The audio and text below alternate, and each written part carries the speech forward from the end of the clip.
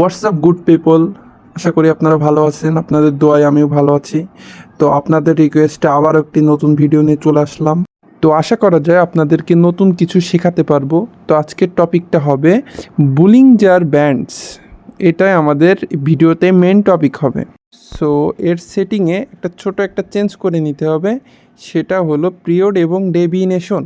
পিরিয়ডটা পিরিয়ডের মতোই রেখে দিন, পিরিয়ড চেঞ্জ করা লাগবে না। ডেভিনেশনটা আপনারা 1 থেকে 2 দিয়ে দিন। তো এই সাইকোলজিটাই ব্যবহার করে আমি আপনাদের লাইভ ট্রেড নিয়ে দেখাবো এবং এটা সহ প্র্যাকটিস করেন ডেমো অ্যাকাউন্টে। আমার দৃঢ় বিশ্বাস যে আপনারা ট্রেডিং গড হয়ে যাবেন এবং আপনারা নিজেই অন্যকে সিগন্যাল শেয়ার করতে পারবেন। এর সাথে আরেকটা ইন্ডিকেটর ব্যবহার করি, সেটা হলো এটা আমি পার্সোনালি ইউজ করি, আপনারা ইউজ নাও করতে পারেন। তো এটা ইউজ করলে একটু বেশি কনফিডেন্স পাই।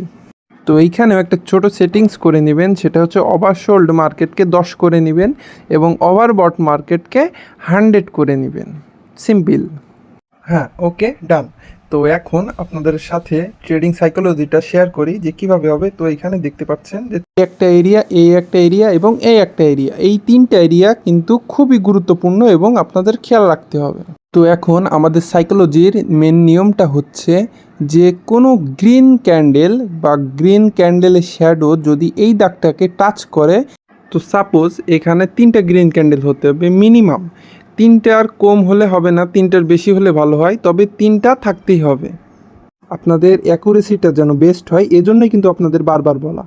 তো 3টা ক্যান্ডেলে এইখানে যখন টাচ করবে উপরের দাগটাতে, তারপর যদি একটি রেড ক্যান্ডেল তৈরি করে, তাহলে আপনারা ওইখানে শিওর শট হিসেবে ডাউন শিফটে ট্রেডটা নিয়ে নেবেন। সিম্পল।